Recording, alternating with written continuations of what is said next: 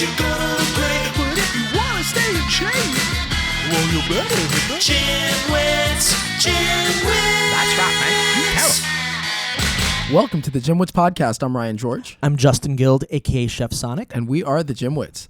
So Justin, I got tickets to an interesting concert coming up. Okay, what show? So you would agree that Game of Thrones has some pretty good music, right? Like Yeah, really my good. favorite Really show. good, So they're yeah. actually doing a concert at Madison. They're doing like a tour of the music. And so they had one. I bought it. I saw it. I was like, oh, I gotta get this. And I got tickets. interesting. But it's at Madison Square Garden. It'll be interesting to see how they set Is it it up. what orchestra is doing it? Do I you know? Or is it don't just some random honestly. thing? I saw it, and I was like, "This looks awesome!" And I immediately went and got tickets, and I didn't look up anything, so I have no idea what orchestra. I know the composer.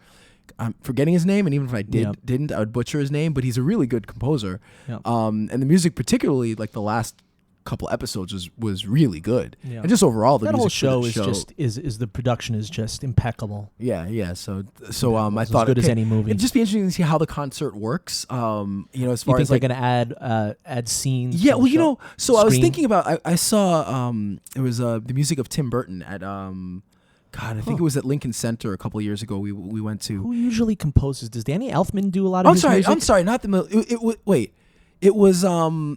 I'm sorry. It was God. I want to say it was either. I think it was Danny Elfman. Yeah, I That. think he does a lot of Tim Burton. Yeah. music. So I'm sorry. I'm wrong. God, I'm not sure now if it was like if the focus was Danny Elfman or Tim Burton, but whatever the case is, It might have been- maybe it they're was so both. Maybe it was intertwined. his- yeah, yeah. maybe it was. I forget. But long story short, Danny Elfman actually performed at the very really? end some of the songs from Nightmare Before Christmas, I believe. Yep. But it was really cool. But what they did was that like 90% of the show had the orchestra, and he wasn't part of it. He actually came out to perform for some of it.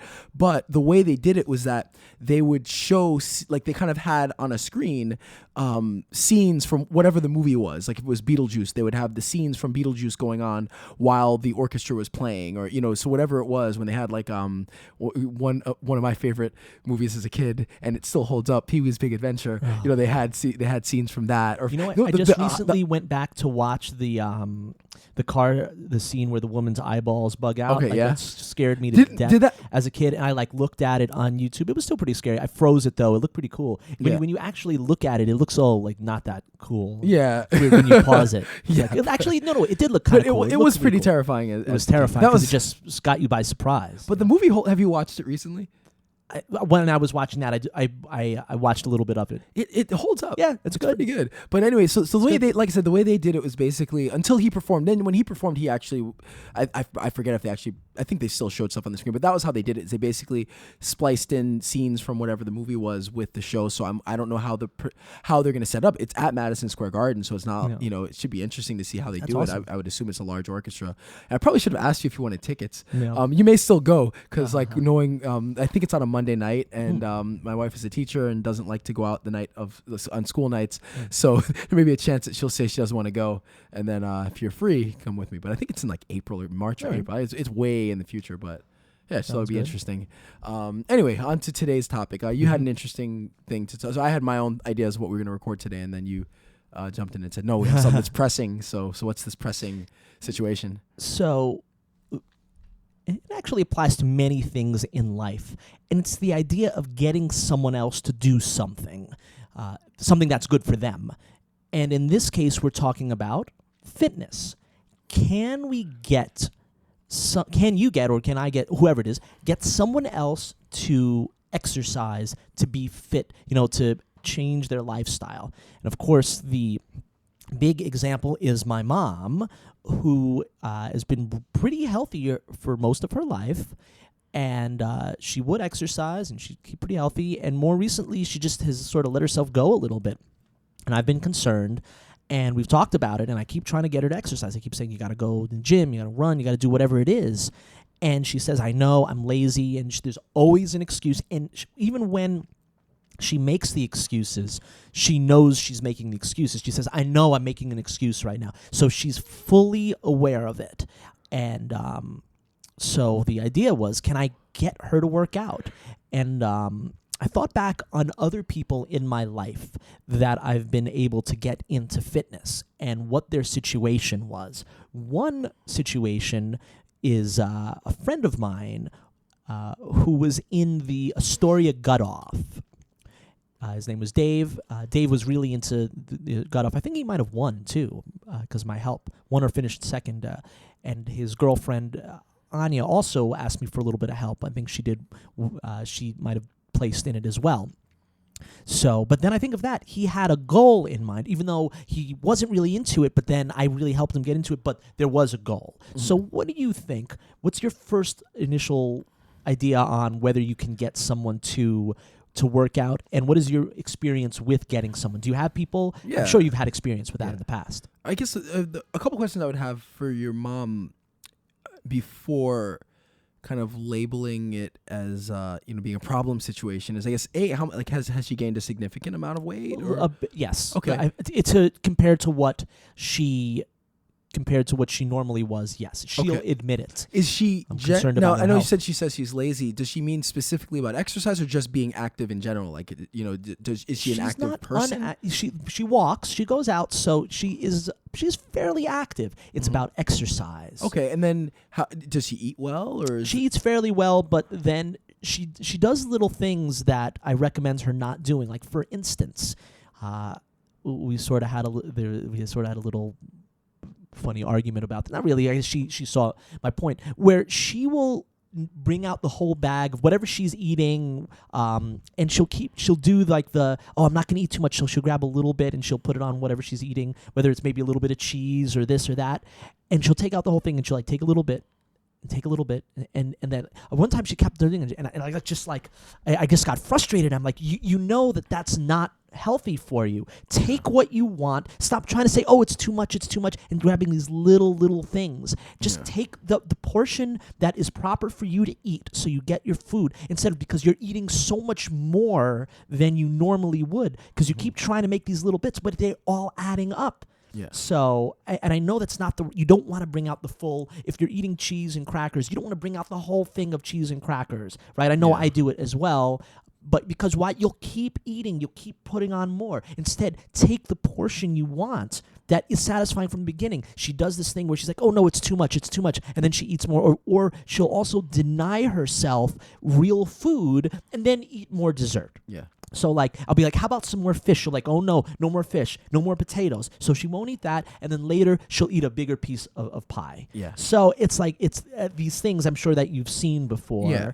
And I'm trying to get her to correct it. I'm concerned about my parents' health. Yeah. And, I've seen, what she's been. She's been pretty healthy in the past. So I want to get her back into it. Did she ever exercise regularly? There were times where she was exercising regularly. Okay.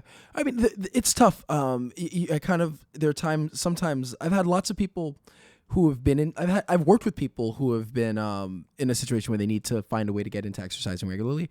And I've also worked with like spouses or kids or parents who want their child or their spouse or their parent to get into exercise, and they will hire me or buy sessions to get me to work with that person to get them going, and so I definitely have experience with it, and it's a challenge because it's kind of like, not as extreme, but if you know somebody who's got a problem with substances or overeating, where they may know that they may or may not, they may be in denial, or they may know they need to change, and you may want them to, but you can't force it on them. And with exercise, in some ways, it can be harder because if you're gonna stop. And I'm not getting to actual what the physical, process is, but it's easy to not easy, but you can deny taking something or a substance, but to actively get up and go to exercise is an extra step in the process. So whether or not it's harder or easier, that's a person specific, but to actually get into exercising is harder, which means that you need to set things up. It's even more important to set things up and find the right process to do it, because it's easy to just not exercise, where there is, at least if you're drinking, there is a step of going to find the alcohol. Obviously that's that's an easy enough step to bypass if you're a big drinker. Sometimes it's easy to not do something. Yeah, exactly. It's much easier to not do it's something. It's just physically, than to do exactly. Something. That's the thing. So I don't want to, because if anyone has dealt with substance abuse or knows someone who has it, it is an issue in itself. So I don't want to diminish that or say, oh well, it's easier, not exercise, exercising or getting into exercise is harder. I'm just saying that there is an extra step in the way for exercising. So if you don't like to, or if you have somebody who you want to get started, it is that much harder because you have to go that extra step. So, no, like anything we talk about, no one strategy works for everybody. And so you have to have, there are a number of ideas I have and things that work for different people, but, no one thing is going to work for people. I would give a couple of anecdotes, I guess, and then we'll talk about specifically, I guess, some strategies. But so I work for this one program. It's a weight loss program, and it's a pretty fully kind of encompassing program where they're working with the doctor. A lot of people who work in this program have some kind of a medical issue that's generally relating to obesity or being overweight. So that's an issue. So they're working with the doctor. They're also working with a dietitian or a registered dietitian to fix their nutrition, and then they're also working with me to deal with their exercise and their fitness program. And I've gotten a lot of experience working in this program. I've been doing it about 8 months or so. And you get some people who exercise has always been a part of their life, and they're pretty easy to work with because they know they need to exercise. It might just be for them, it's just a matter of fine-tuning their program, or maybe for some people it's like they only do cardio, so get them to do strength training, or they only do one thing, or they only do this type of exercise. But the actual getting to the gym is not hard, and that's always the biggest step. The people when I go, and this has been throughout my life, when I going through my initial kind of consultation with somebody, the biggest challenge for me is the person who has a hard time getting to the gym. If you can get to the gym, then it's easy. Then it's just a matter of changing what you're doing, but you're used to getting into the gym. But if you're not getting into the gym, that's when it's a challenge. And even in this program, I found it's been incredibly hard with the people who aren't used to going to the gym to find something that works. And it's very, and each person has to have a thing that's very specifically tailored to them. So, I can't just, it's this big thing of trial and error. Sure. And it usually works. We usually find something, but I can give, one example of somebody who nothing was working. And it got to the point where it was all right, here's what you're going to do. You're going to do, 5 minutes of exercise first thing in the morning, just to get moving, just to build it in as a habit. And we finally got to the point where this person has been in a regular program and has been pretty consistent with what works for this person. But it took a lot of work, and it literally took us getting to the point where it was all right, just do 5 minutes first thing in the morning, 3 days a week, and that's it. And it's not even a lot. It wasn't even a big, a lot of exercise, but it was just finding that one thing that works that can be consistent, that can be built on. And that worked for. See, yeah. But now here's sort of the caveat in that is that this person was paying for your service. Yes. So, right. What about and now that might be an important issue. Say, well, maybe people need to pay for a service. Maybe they won't take something serious unless they're paying. Yeah. I know that a lot of people are like that. Yeah. And it's funny in my parents, from their generation, the thought of paying for a trainer is just, the way they were raised is just crazy. Something like exercise is an add-on. They don't in modern life. Now we realize that exercise is a necessity. It's not optional. Yeah. It's not optional. It's a necessity if you're going to live a healthy life, if you're going to have a good quality of life. And a lot of people still don't see it like that. Even from our generation, a lot of people still don't see it that way. I think if the honest truth is, from my own experience, is, the people that need a trainer, or the people that benefit the most from trainers, tend to be older adults, I'd say 65 and older. Yep. They're the ones who, especially that are not too familiar with the gym, or aren't comfortable in the gym, or aren't comfortable designing their own program. Those are the people that actually really benefit the most by far. Everybody else, not that it's not necessary, not that they don't benefit, but it's less of a necessity as you get younger.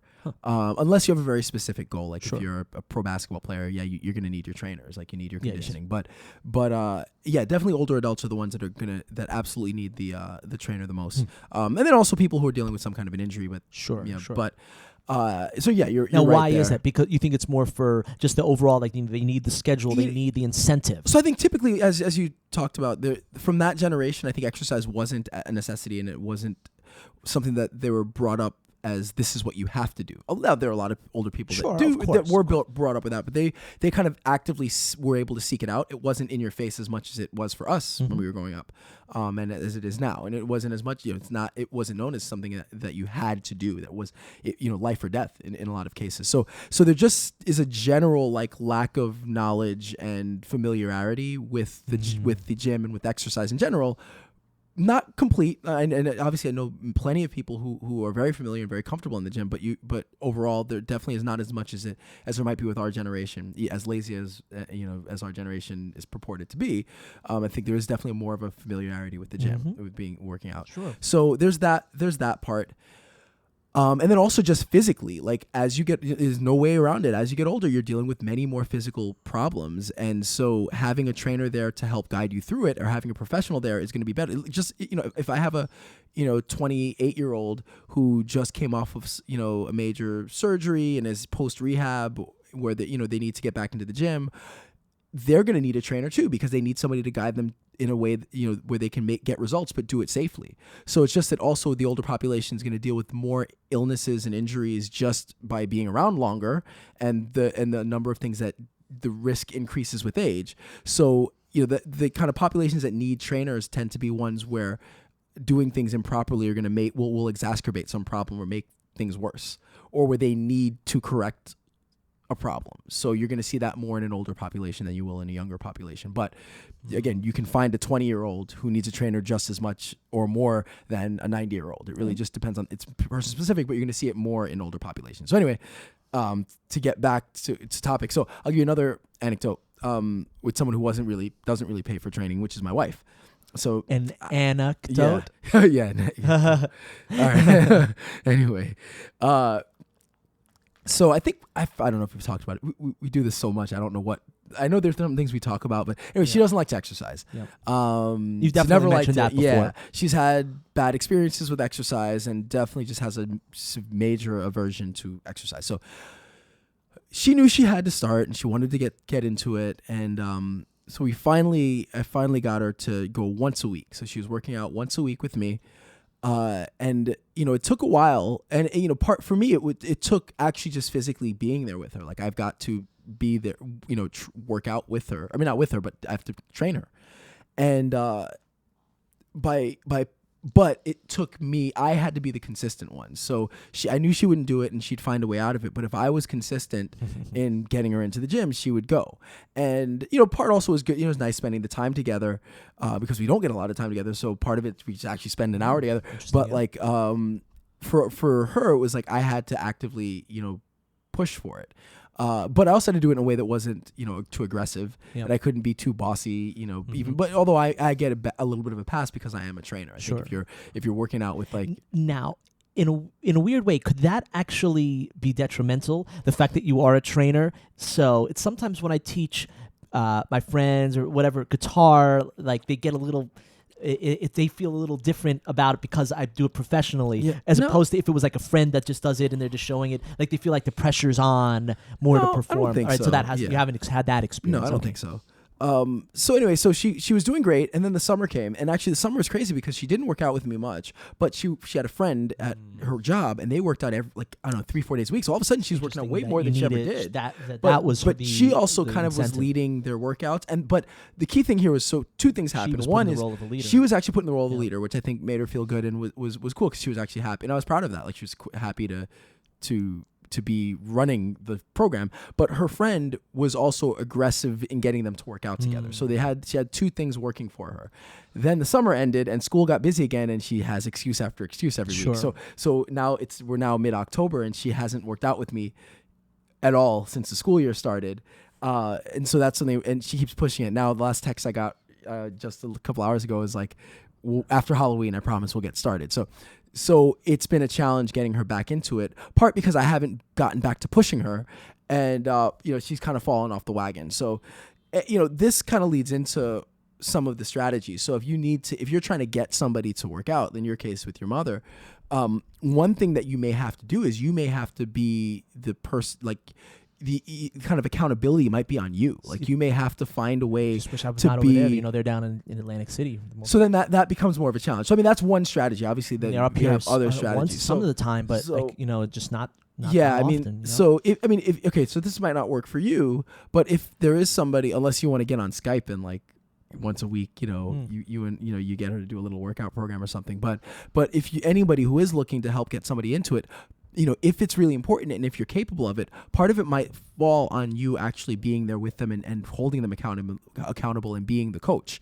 The only issue is, just the nature of the relationship, that you don't want to be too, generally, again, it depends on the person, but you don't want to be too bossy and you don't want to be too aggressive, but you need to be firm enough that they're consistent, but not so, the most important thing at this stage, for me in my experience, is consistency.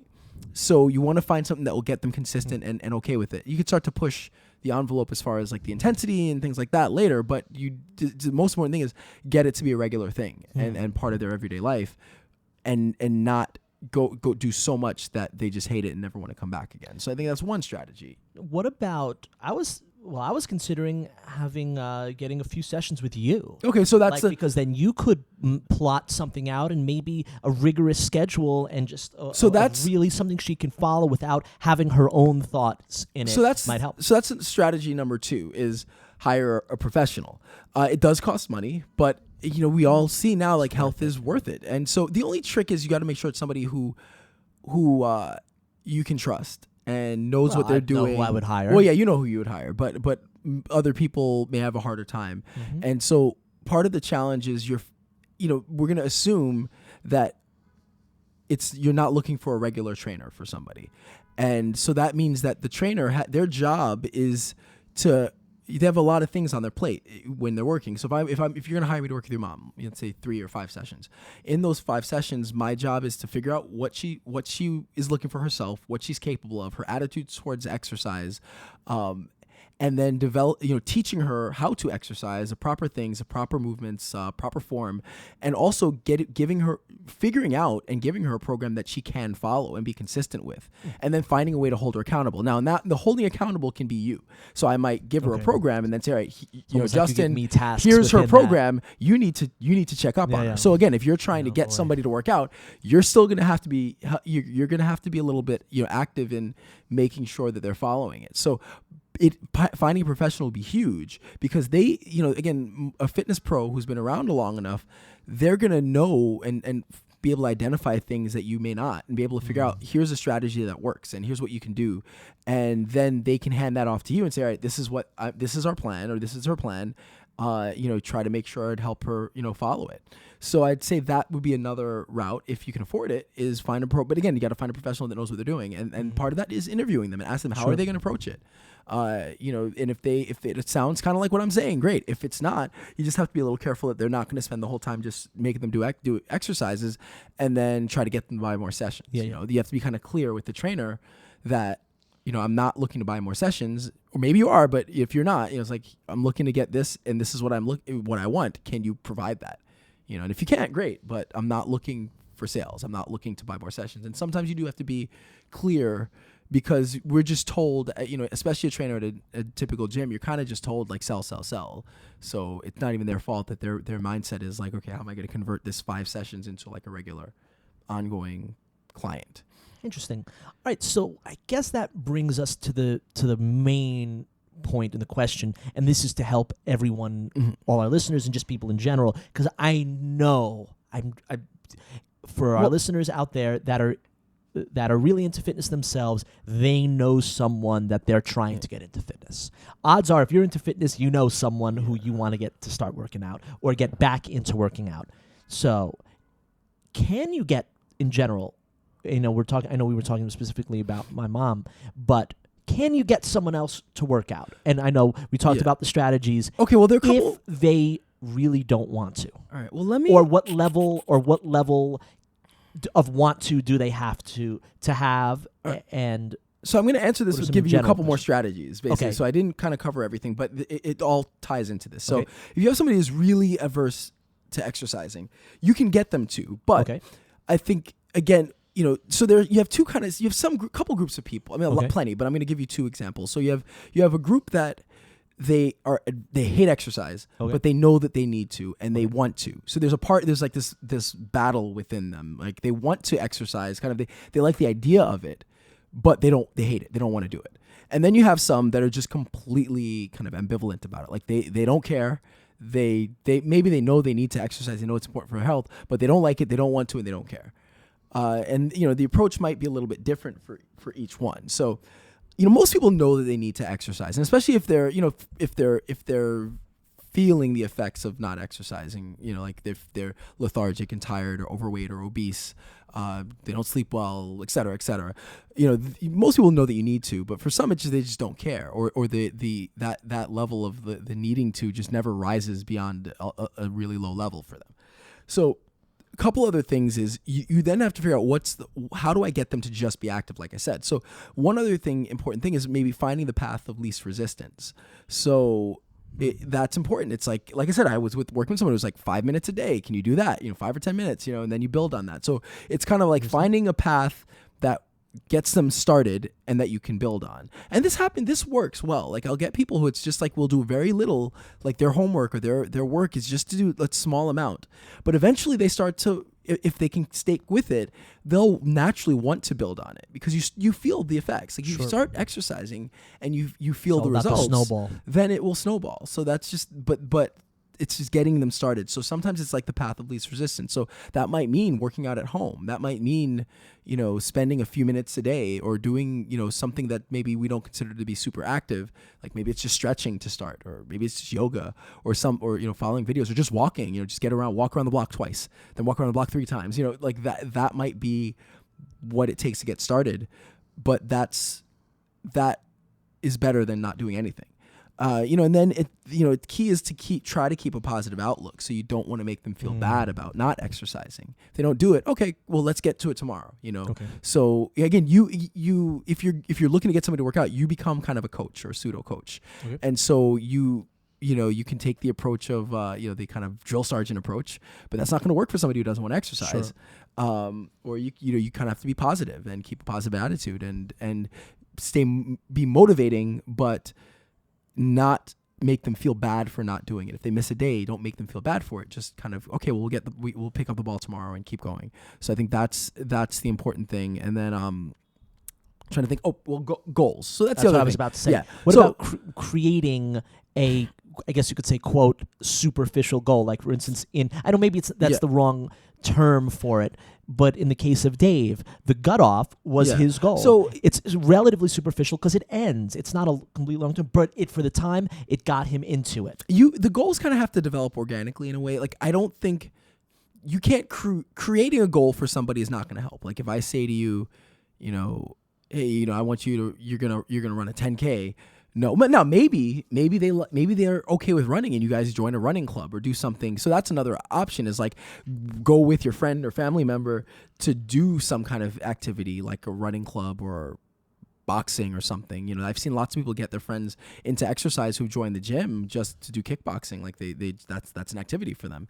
So one strategy would be to engage in an activity with them that you guys can do together.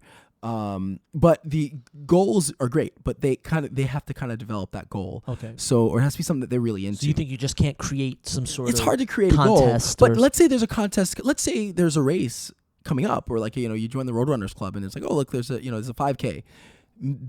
If they like the idea, say, all right, let's do it. Let's train for it. That's a goal, but you can't kind of say, all right, I'm signing you up for this. Or you can't walk up and say, all right, here's your goal. Your goal is to lose 10 pounds in a week, that, or in a month. Like that's not realistic unless it comes about somewhat like organically. So, but goals are great. So if you guys can figure out a goal, and something that they're tied to, maybe there's a wedding coming up and they want to look good in their suit, or they need to fit into something, like that's a good goal. So what if we know that the goal, we could create everything, but in the back of both our minds we know the goal is health. Like that's our goal. That's the thing is, but it's hard to make it, especially with people that you say are older. They don't fall for this whole, I have to, there's some contest or this or that. They know what the deal is. They know it's health. Yeah. That's that's the goal. thing. Obviously, the goal is health and consistency, That's very which is hard why to I don't. say. Which is why To put into goal. a contest.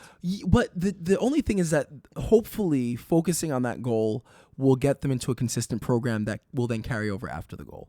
Because I think when you're dealing with somebody who's completely averse to it, you've got to find a way to get them to enjoy or get them into exercise. And if you can get them started, that's the first step in getting them to continue to go. So that's where having a goal might help. Because obviously I'm not a big fan. Not that I'm not a big fan of goals, but short-term goals are great, but they're short-term. And then once you reach that goal, the problem is staying motivated can be a challenge. So, but if it's somebody who doesn't get into the gym, then your first job is getting them into the gym. So if it means it's by any means to get them and keep them in the gym. So if you can kind of work on some kind of goal that will get them going, then great, that works. What about instilling the idea of urgency? Does that help? Is it possible to say, hey, look, you're taking years off your life, or you'll put years on? Like, does that sort of thinking, can people really rationalize everyone's that? so different. I know. I've heard stories. I know people, whether they've been clients of mine or family members or friends of friends who've had to give you an example. I know of somebody who is severely obese, just ate terribly, was dealing with had heart surgery, had diabetes, was at a position where was close to losing his foot, at least the last time I heard, and just didn't care. It was just kind of like they did not. Sounds like they were depressed. The urgency to save the limbs and to save their health, their life, yeah. was not high enough to get them to change their habits. So everyone's different, and sometimes you can't motivate somebody with, you're not healthy, you need to get your health in check, and that it just doesn't. It's kind of for some reason intellectually it works. It sounds Yeah. great. It sounds like it makes sense. Like you or I, if somebody walks up to us and is like, "Look, your health is at stake. You're in serious risk of death in the next 5 years if you don't change your habits." We would. I would think I would like to think I would immediately change, but I don't know. It takes a certain amount of willpower to do that, and so it's not as easy as just apply find that sense of urgency, because it just doesn't always work that way. I know it's not the best answer in the world, but it's just that's the way things are. So I think it's then working with that person and trying to. Funny that how you would think that would work. But No, it just doesn't. No. Why do you think that is? I don't know. I mean that's beyond my scope, I guess. As far as I know we play kind of the role of therapist. I just saw one of those. Those I don't know if it's a meme or whatever, but it says it'll say if you're a trainer or a guitarist or whatever, and it's what I think I do, what my friends think I do, what my parents think I do. And there was one about trainers, and crap, I completely lost my train of thought and what I was gonna refer to in trying to recall that. But I saw one that was really funny about trainers, and trying to think what. God, I'm tired. Yeah. I'm cannot remember what I was gonna get to. But anyway, I'll find it and I'll post it. I'll post it on Twitter or on our Instagram. But suffice to say, it was funny. Anyway, it's tough to get somebody to change and make and want to make that change. So you kind of have to help guide them along the way. So if it's somebody in that situation where they completely don't care, then it's a matter of just taking baby steps and trying to help encourage them to make the changes and see, maybe, that's what it was. It was that therapist. What I really do was when it got to what I do, what my parents think I do, what my kids think I do. And then it's what I really do. And it's just a person sitting there on a couch talking to their therapist. That was what the joke was. That's and it's kind of true because we do funny. play the role of kind of pseudo therapist often. And, so part of it as a friend or family member is kind of trying to encourage them and get them, figure out what buttons to push to get them to get a little bit. And, just doing a little bit more than they were doing last week can hopefully carry over and have a snowball effect. But it's not going to work for everybody. And like I said, it's so different. Everyone is so different, especially the more averse you are to exercise, that you really have to figure out what works for that person. So, well, I guess that's it. I don't know if you have strategies. Let us know what works for you. Please do. We'd love to hear if anyone is in a similar situation with getting friends or family members, whatever it is, to start working out. Have you had the similar struggles where you're trying but you just can't get someone, or maybe you've done it and maybe you were successful with it? We'd love to hear it.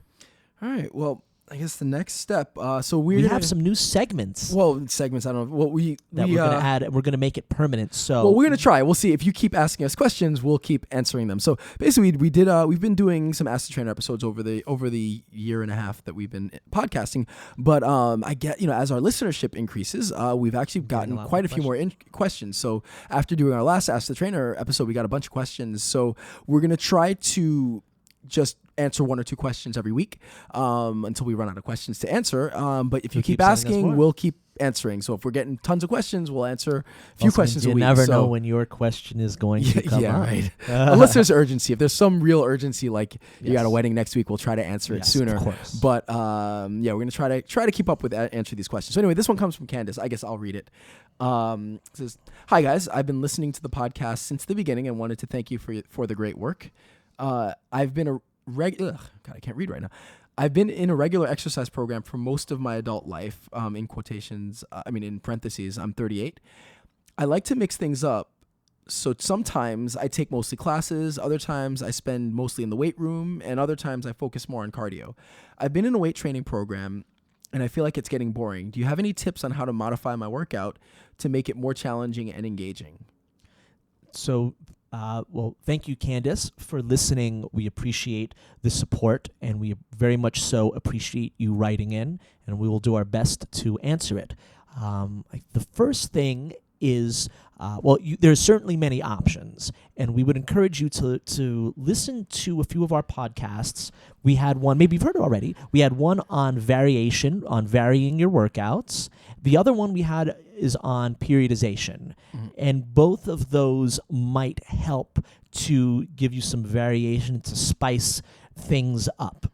So the first thing with variation, I'll let Ryan talk more about the periodization. The first thing about variation is to literally do variations of the workouts that you're doing.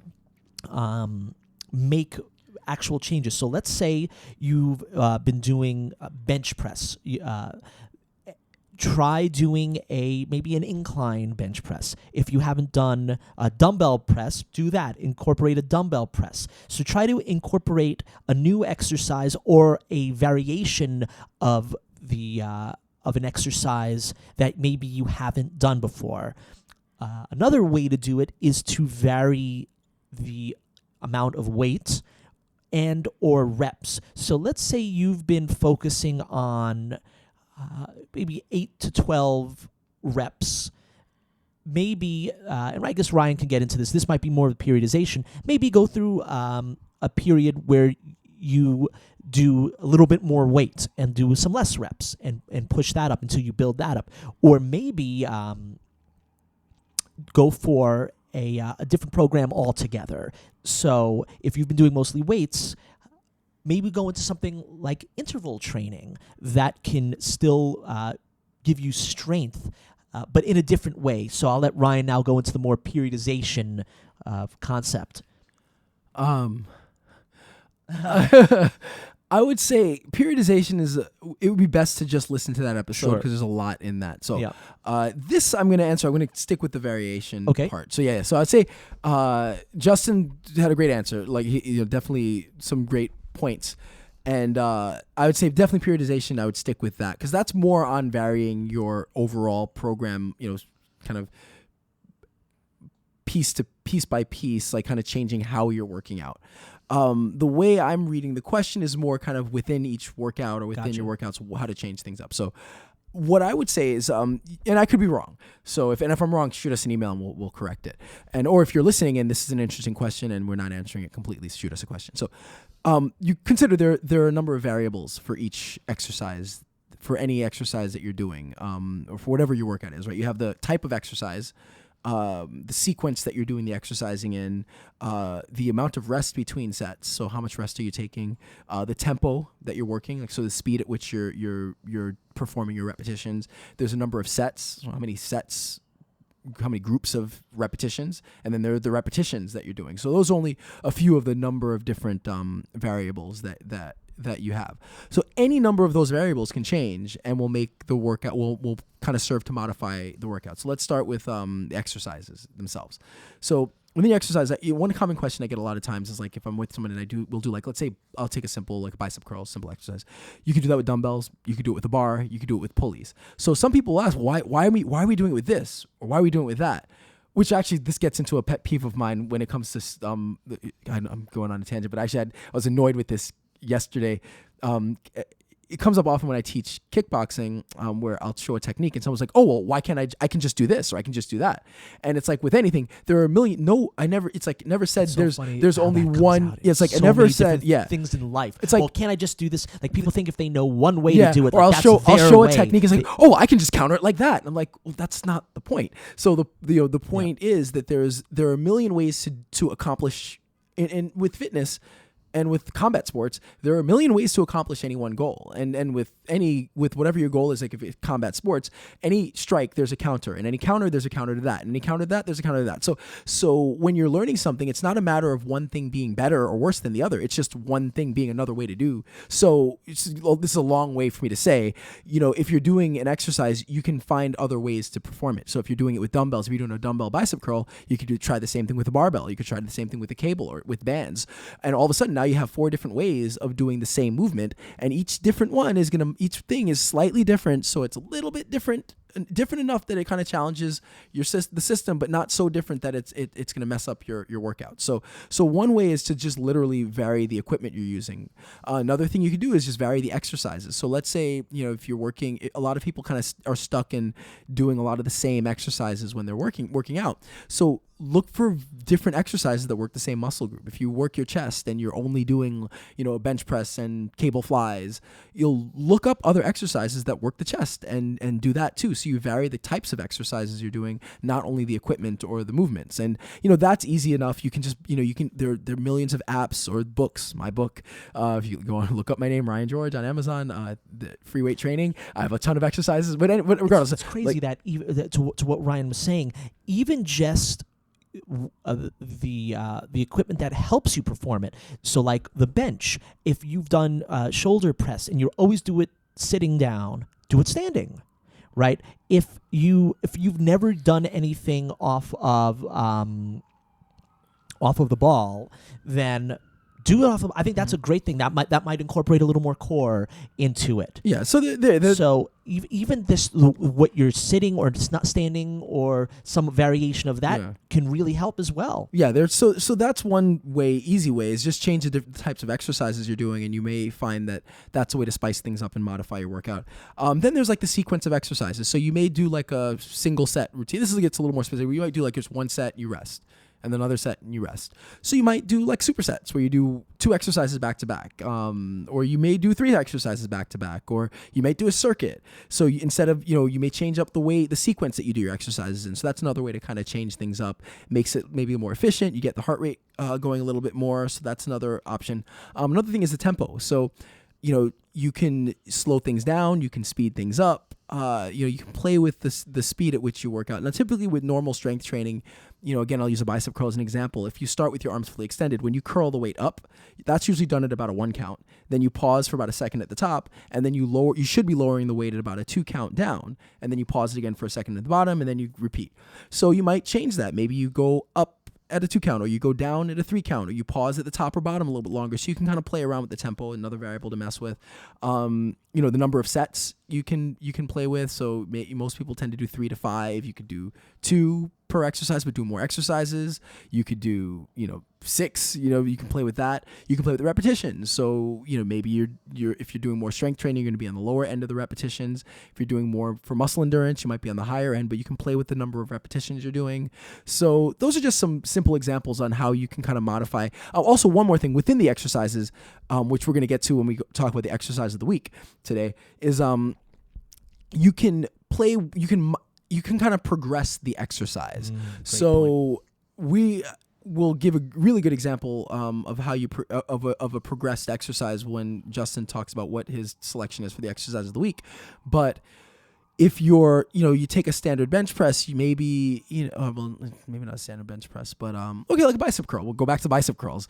Maybe a progression on that is after you do the curl, you do a shoulder press at the top. So you've added something to it.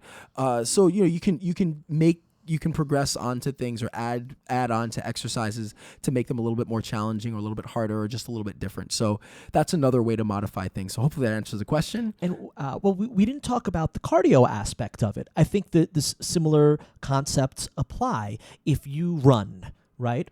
Maybe try running for a little less time but faster. Maybe put incline. Try a variation on the incline or the intensity or the resistance to what a cardio machine you're using. Maybe try body weight cardio, stuff like maybe with a jump rope or jumps, stuff like that if you've never done it before.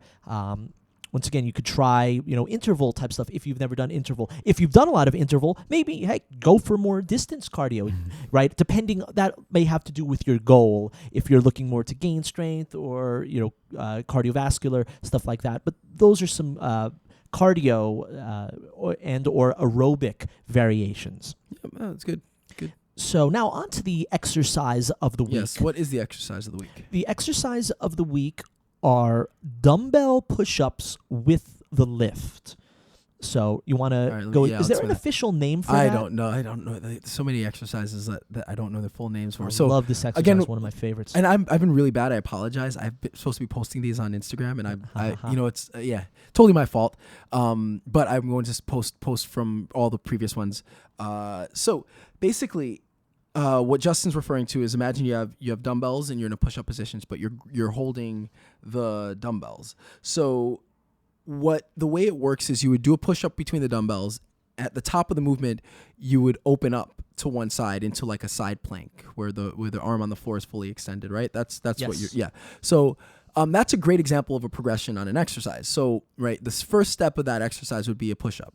Now, you regress the push-up, you can go to the knees to regress the push-up, or you can shorten the range. But to progress the push-up, you would do the push-up, and then you can open up into a side plank. So you lift the arm off the floor. So you're kind of you're lifted to the point where your torso is kind of perpendicular to the floor, with the arms fully extended. So that's a progression on the push-up. And then Justin added another progression on the push-up by adding dumbbells. So now you're a little less stable holding the dumbbells. You do the push-up, and then on the rotation, you're dealing with the stability of holding the dumbbell plus the weight of the dumbbell that you're lifting. So that's an example of like an exercise that's been progressed 2 or 3 levels. So it's a great example of an exercise. And I like to progress it one step further, which is by putting my feet up on either a bench or on the ball. Good luck with that. Right?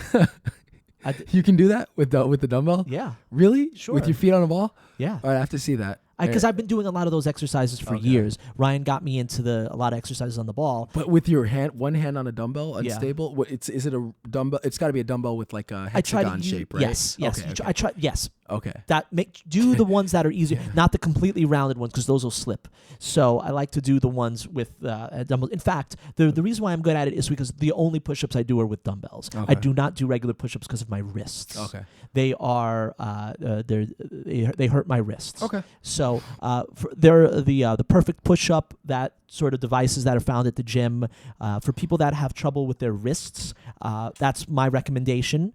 You could also do this with the perfect push-up. It's a little lighter than a dumbbell and help balance. They also have those little metal bars that you can do a push-up off of. That one, obviously, there's very little weight, but it's a good start for this concept. Okay. And of course, if you can put your feet up on a ball or on a bench, that I like to do it. That's a real good for core and just all sorts of stuff. Then what I like to do is I like to hold myself there, then do it. So I don't like to do it super fast. I like to do it the push-up fast, and then the lift sort of fast, but then I like to hold myself there because it does nice stuff for the core. Okay, that's good. Definitely, if you're going to try this, progress into it. So start with a regular push-up, start without weight to push up into a side plank, then you can go into a push-up with dumbbells, and then it's the side plank. And then if you really want to try we didn't tell you to. But, I don't think it's that difficult. It's a little bit I guess of a more than challenge. advanced. All right. Yeah, it's a lot in the shoulders. Like even for me, because I've dealt with dislocating my shoulder a bunch. That like even that is a little.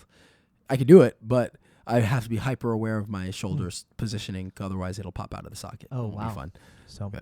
All right. Well, I guess that's it. Anything else? I think that was some good information. I hope that you guys gained something from that. As always, please write in. We love the questions, and we're going to continue to do Ask the Trainer segments in each podcast as long as you guys keep writing us questions. Yeah, we even got a cheat meal Ask the Trainer, which you may have to do a whole episode about. Have to do a whole episode on it. Probably another cheat meal coming up. No way around it. Yeah, probably not. It really, yeah. Anyway, yeah, stay tuned. All right, well, as usual, all of our stuff is at thegymwits.com, and find all of our social media stuff there. If you have any questions, send it to thegymwits@gmail.com, and we'll be happy to answer your questions. That's it. So I'm Ryan George. I'm Justin Guild, a.k.a. Chef Sonic. And we are the GymWits.